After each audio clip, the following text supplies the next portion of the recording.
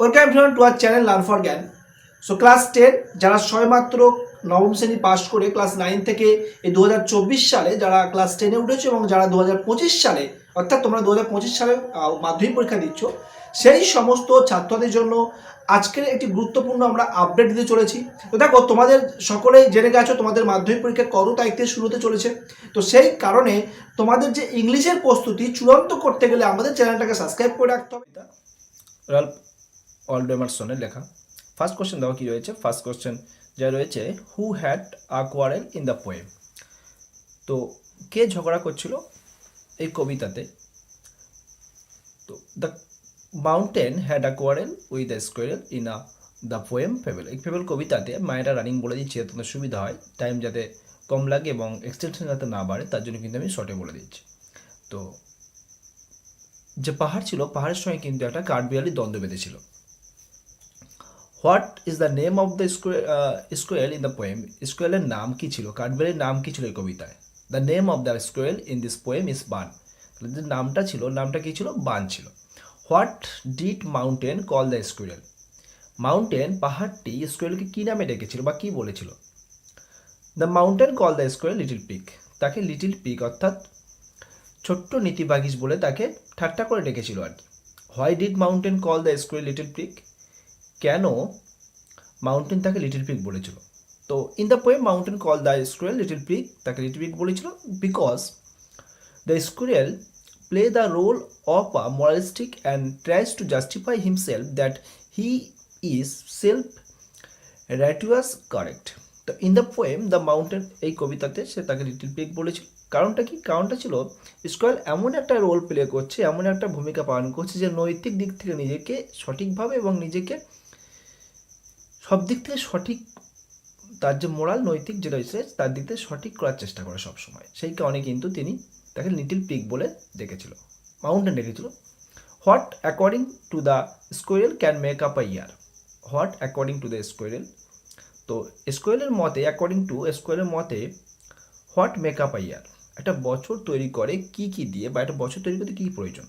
তো according to the squirrel all sort of thing and weather must be taken in together to make up year. এটা তোমরা বুঝতে পারছো অবশ্যই, সমস্ত ওয়েদার, সমস্ত কিছু নিয়েই একটা জগৎ তৈরি হয়, সেই কথাই কিন্তু এখানে স্কোয়েল বলছে। What is not a disgrace to the squirrel. স্কোয়েলের কাছে লজ্জার বিষয় কি ছিল না? It is not disgrace to squirrel that he is a small creature in size and occupy a small place on the earth. তো সে যে আকৃতিতে একটা ছোট প্রাণী এবং পৃথিবীতে তার যারা ছোট্ট জায়গা রয়েছে, তার জায়গা রয়েছে খুবই সামান্য, সেই বিষয় নিয়ে কিন্তু তার কোনো লজ্জা নেই বা তার কোনো চিন্তা নেই, সে কোনো দুঃখিত নয় তার জন্য।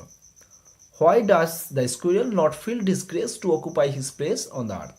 কেন স্কোয়েল সেই কারণে কিন্তু লজ্জাবোধ বা অনুভব করে না তার সেই জায়গার জন্য, তার যে অবস্থান পৃথিবীতে রয়েছে তার জন্য কিন্তু সে কখনোই লজ্জাবোধ করে না। কেন? কারণটা দেখো, the squirrel does not feel disgrace to occupy his place on the earth because in spite of being, কারণ থেকে বলে যাচ্ছি তোমাদেরকে, দেখো, in spite of being a small living being, তো একটা ছোট্ট প্রাণী হওয়ার সত্ত্বেও he has an important role, তার একটা গুরুত্বপূর্ণ কিন্তু ভূমিকা আছে, তাই না? গুরুত্বপূর্ণ, সবার গুরুত্বপূর্ণ ভূমিকা তারও রয়েছে, গুরুত্বপূর্ণ ভূমিকা রয়েছে টু প্লে অন দ্য আর্থ। এই পৃথিবীতে সবার যেমন গুরুত্ব রয়েছে তারও কিন্তু গুরুত্ব রয়েছে একই রকম। What does the squirrel say about the mountain and itself. সে মাউন্টেন সম্পর্কে ও নিজের সম্পর্কে কী বলেছে? তো দেখো, according to the squirrel the mountain is doubtlessly very big in size. সে সাইজে মাউন্টেন অনেক বড়, but it does not even have half liveliness and energy of the squirrel. কিন্তু তার যে প্রাণোচ্ছল, সে কতটা তার এনার্জি রয়েছে স্কোয়েলের, সেইটা কিন্তু মাউন্টেনের মধ্যে দেখা যায় না। কারণ তোমরা সকলেই জানো মাউন্টেন হচ্ছে একটা জড় বস্তু, ঠিক আছে? তার ফলে কিন্তু নন লিভিং থিং, তো তার ফলে কিন্তু তার মধ্যে সেই উদ্যমতা বা প্রাণোচ্ছলতা স্কোয়েলের মধ্যে থাকে না, সেটা কিন্তু স্কোয়েল কিন্তু বারবার তুলে ধরছে। In which aspect does the mountain and the squirrel differ from each other. কোন দিক থেকে যদি বিচার করি, কোন দিক থেকে তারা একে অপরের থেকে আলাদা, এবং হাউ, কীভাবে। তো দেখো, the mountain and the squirrel differ from each other in size and also from the respective talent.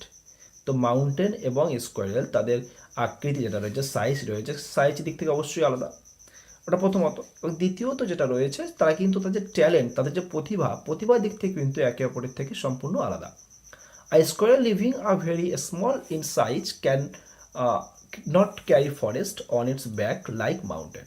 তো a squirrel being a very small, স্কোয়াল যেহেতু একটা ছোট প্রাণী, তার ফলে কিন্তু ক্যান নট ক্যারি ফরেস্ট, সে কিন্তু ফরেস্টটা, জঙ্গলটাকে কিন্তু বহন করতে পারে না অন ইটস ব্যাক, তার পিঠে করে, লাইক মাউন্টেনের মতো কিন্তু সে কিন্তু বহন করতে পারে না।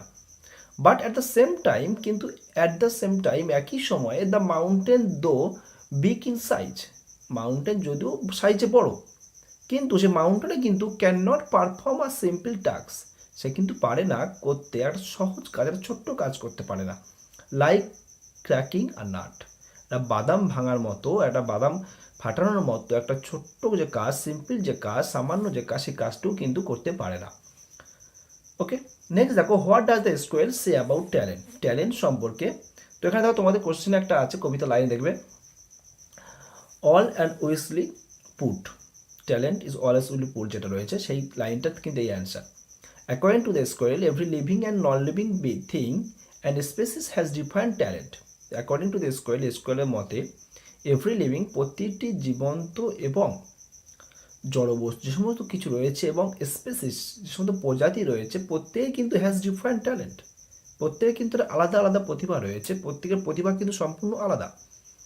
But all the talent are well and wisely put, যেটা তোমাদের কবিতার লাইন, যে সমস্ত প্রতিভা কিন্তু খুব ভালোভাবে এবং বুদ্ধিমত্তার সঙ্গে কিন্তু প্রদান করেছে। কে করেছে? অলমাইটি করেছে, যিনি সর্বসত্তা দিন তৈরি করেছেন সবাইকে।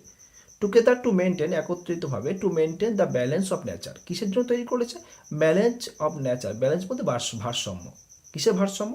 প্রকৃতির যে ভারসাম্য, প্রাকৃতিক যে ভারসাম্য, সেই প্রাকৃতিক ভারসাম্য রক্ষা করার জন্য কিন্তু প্রতিটি মানুষের বা প্রতিটি জীবন্ত বা জড়বস্তুর ক্ষেত্রে কিন্তু সমানভাবে প্রতিভা প্রদান করা হয়েছে।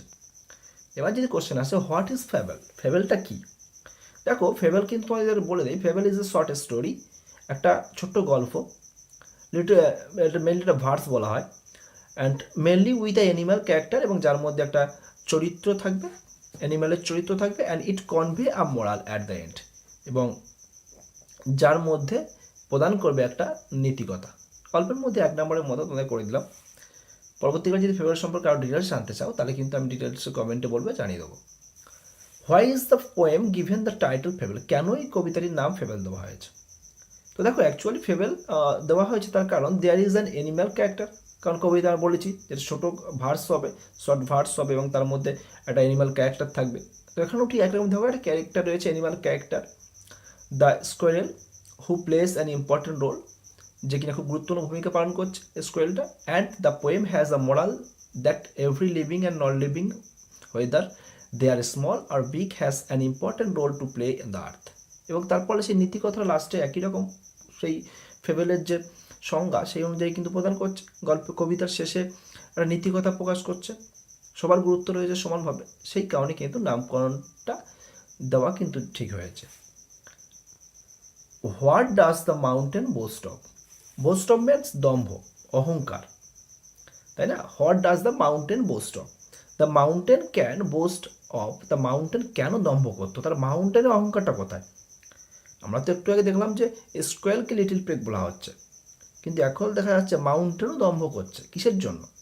দেখো, the mountain can boast of its enormous size, মাউন্টেনে কিন্তু দম্ভ একটাই, তার এনার্মাস সাইজ, তার যে বিশাল যে শরীর, তার বিশাল যে আকৃতি, চেহারা, সেই চেহারাটাই তার অহংকার। It feels proud of taking a huge place on the earth, এবং ইট ফিলস প্রাউড, এবং এর কারণে কিন্তু তিনি গর্ববোধ করতো, taking a huge place on the আর্থ, যে পৃথিবী তারা বিরাট জায়গা দখল করে রয়েছে, বড় জায়গা দখল করে রয়েছে, এই জন্য কিন্তু তিনি গর্ববোধ করত।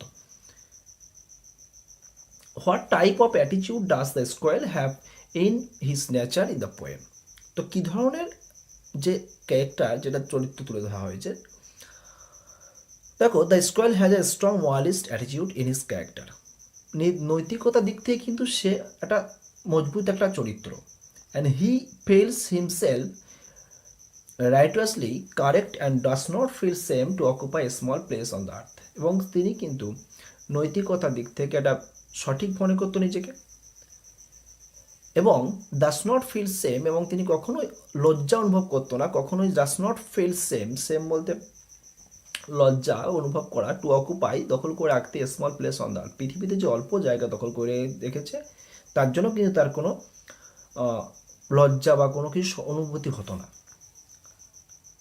বা রিপেন্টেন্স হতো না। তো what according to the squirrel are the limitation of the mountain, তো অ্যাকর্ডিং টু দ্য স্কোয়েলের মতে মাউন্টেনের সীমিতটা কি, মানে মাউন্টেন কত দূর, মানে মাউন্টেনের যে লিমিটেশন, যে সীমাবদ্ধতা কতটা রয়েছে। তো অ্যাকর্ডিং টু দ্য স্কোয়েলের মতে the mountain can not perform a simple task like cracking a nut, একটু আগে যেটা বলেছি। তো দেখো কিছু কোশ্চেন আমাদের ঘুরিয়ে ফিরিয়ে লেখা হয়, সেগুলো তোমাদের বারবার পড়লে তোমরা আশা করে লিখতে পারবে, এবং তোমাদের প্যাসেজ দেওয়া থাকবে, ওখানে পোয়েম দেওয়া থাকবে, পোয়েম থেকে তোমরা দেখে লিখবে। কিন্তু তবুও তোমরা কবিতার কোশ্চেনগুলো সুন্দর করে লিখলে কিন্তু সম্পূর্ণ অ্যান্সার পেয়ে যাবে, সেই জন্য কিন্তু এখানে অ্যান্সারগুলো দিয়ে দেওয়া হলো। তো তার মতে সহজ কাজ যেটা বাদাম ভাঙা, সেটাও করতে পারছে না। Does not even have half of the energy like square, এবং অর্ধেক যে স্কোয়ারের মতো অর্ধেক যে প্রাণোচ্ছল অবস্থা কিন্তু তার ওনার মানে মাউন্টেনের মধ্যে লক্ষ্য করা যায় না। What is the cause of the quarrel between the squirrel and the mountain, তাদের যে হোয়াট ইজ দ্য কজ, কী কারণ, মানে কী কারণে তাদের মধ্যে দ্বন্দ্ব বেঁধেছিল। কবিতাতে আমরা দেখতে পাচ্ছি যে মাউন্টেন আর স্কোয়ারের মধ্যে দ্বন্দ্ব হচ্ছে, কিন্তু কেন, কী কারণে দ্বন্দ্বটা বেঁধেছে। The cause of the quarrel between the squirrel and the mountain are for the size, বুঝতেই পারছো, তাহলে ন্যাচারালি কিন্তু তাদের দ্বন্দ্ব যেটা বাড়ছে সেটা কিন্তু তাদের সাইজের জন্য, আকৃতির জন্য, পাওয়ার ক্ষমতার জন্য, ক্যাপাবিলিটি, তাদের যে দখল ক্ষমতা, এবং দ্য প্লেস, এবং তাদের যে জায়গা, দে অকুপাই অন দ্য আর্থ, পৃথিবীতে তারা যে কী জায়গা দখল করে রয়েছে, তাদের আকৃতি, সে সব কিছু নিয়েই কিন্তু তাদের মধ্যে দ্বন্দ্ব বাড়ছে। How does the mountain belittle the squirrel, স্কোয়েলকে কেন ছোট করেছিল, অর্থাৎ ঠাট্টা করেছিল, কিভাবে করেছিল। The mountain belittled the squirrel by calling him a little pig, তাকে ছোট্ট নীতি পাখিস বলে ডেকে তাকে ঠাট্টা করেছিল। He mocks at his small size, এবং সে তাকে ঠাট্টা করেছিল তার ছোট সাইজের জন্য, অ্যান্ড হিজ মরালিস্টিক বিহেভিয়ার, এবং তার যে নৈতিকভাবে যে সমস্ত আচরণ দেখায় সেই সমস্ত কিছুর উপরে কিন্তু বলেছিল। What is the logic behind the argument of the স্কোয়েলের এই যে যুক্তির পিছনে কি লজিক রয়েছে। The logic found behind the argument of the squirrel is that, এবং ওনার পিছনে যে যুক্তিটা পাওয়া যাচ্ছে সেই যুক্তিটা কি, that every little or big living or non living being or the thing, পৃথিবীতে সমস্ত কিছু যেগুলো রয়েছে, লিভিং নন লিভিং যা কিছু রয়েছে, has been created well and wisely by the God, সেটা কিন্তু খুব ভালোভাবে এবং বুদ্ধিমত্তার সঙ্গে কিন্তু তৈরি করেছে, কে করেছে, গড, আমি একটু আগে বলেছিলাম অলমাইটি, সর্বশক্তিমান, with the significant purpose, significant মানে গুরুত্বপূর্ণ, পারপাস বা উদ্দেশ্যে, তো গুরুত্বপূর্ণ উদ্দেশ্যে কিন্তু সেগুলোকে তৈরি করা হচ্ছে বা হয়েছে। And importance behind their existence, এবং ইম্পর্টেন্ট এবং গুরুত্ব রয়েছে বিহাইন্ড পিছনে দেয়ার এক্সিস্টেন্ট, এবং তাদের যে অবস্থান বা বেঁচে থাকা যে অস্তিত্বের পিছনে কিন্তু কিছু না কিছু গুরুত্ব লুকিয়ে রয়েছে। এটা কার যুক্তি, এই যুক্তিটা ছিল সম্পূর্ণ কিন্তু স্কোয়েলের। 19 কোশ্চেন দেখো, why are all kind of weather important to make up a year, কেন সমস্ত ধরনের ওয়েদার গুরুত্বপূর্ণ টু মেক আপ ইয়ার, একটা জগৎ তৈরি করতে। তো দেখো according to the atmosphere condition a year is the amalgamation of the all type of weather, তো সমস্ত ওয়েদার নিয়ে কিন্তু সেটা তৈরি হচ্ছে। So it is impossible to complete a year without any kind of weather as it can break the ecological balance, তো সেই কারণে কিন্তু এটা অসম্ভব সম্পূর্ণ করা একটা ওয়েদারকে, যদি এটা ভেঙে দেয়, যে ইকোলজিক্যাল যে বাস্তুতান্ত্রিক যে ভারসাম্য সেটা কিন্তু যদি ভেঙে দেয়, তাহলে কিন্তু সেটা সম্পূর্ণ হবে না, অসম্ভব হবে তৈরি করতে। লাস্ট কোশ্চেন এবং তোমাদের যেটা শেষ কোশ্চেন দেওয়া রয়েছে, দেখো mention two qualities of the mountain, মাউন্টেনের যে দুটো কোয়ালিটি আছে, দুটো সেই কোয়ালিটিটাকে তুলে ধরতে বলা আছে। দুটো কোয়ালিটিস কি, mountain can carry forest on its back, mountain কী করতে পারে, ক্যারি ফরেস্টটাকে বহন করতে পারে তার পিঠে করে, on its back, and it can make a pretty square track, এবং এটা পারে একটা তৈরি করতে সুন্দর যে পথ, কার জন্য, স্কোয়েলের জন্য। স্কুয়েল ট্র্যাক, স্কুয়েল যে পথ দিয়ে চলে অর্থাৎ পাহাড়ের মধ্যে দিয়ে, সেগুলো কিন্তু স্কুয়েল বলছে, যেগুলো সে মানে ইগনোর করছেন বা সেগুলো তিনি কিন্তু ডিনাই করছে না, সেগুলো স্বীকার করে। ওকে, তো এই ছিল তোমাদের যে সমস্ত গুরুত্বপূর্ণ কোশ্চেন।